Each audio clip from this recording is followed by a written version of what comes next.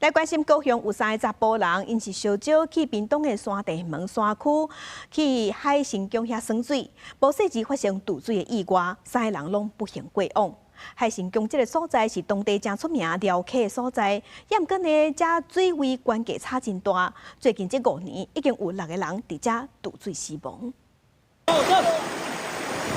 救援人员对顶楼用担架把渡水的民众搬来，都已经无喘气心跳。等一下，等一下，我要先上去，我要先上。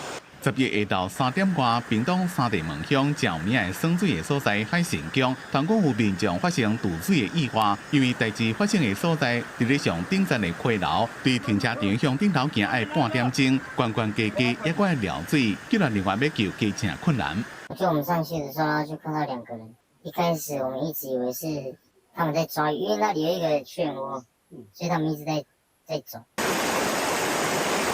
经过差不多1点钟，找到这3位渡水的查甫人，不过已经拢无性命现象。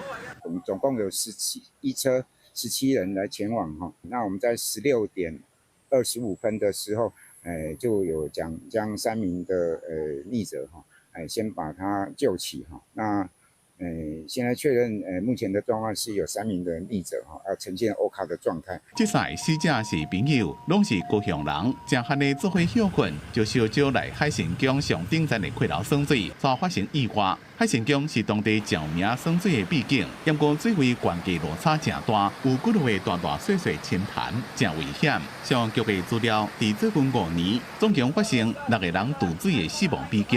香港所讲，因为海神宫是私人土地，要管理有困难，只可能让采过洗白呀，提醒民众水深危险。这么3位死者暂时放伫咧当地殡仪馆，通知家属联系。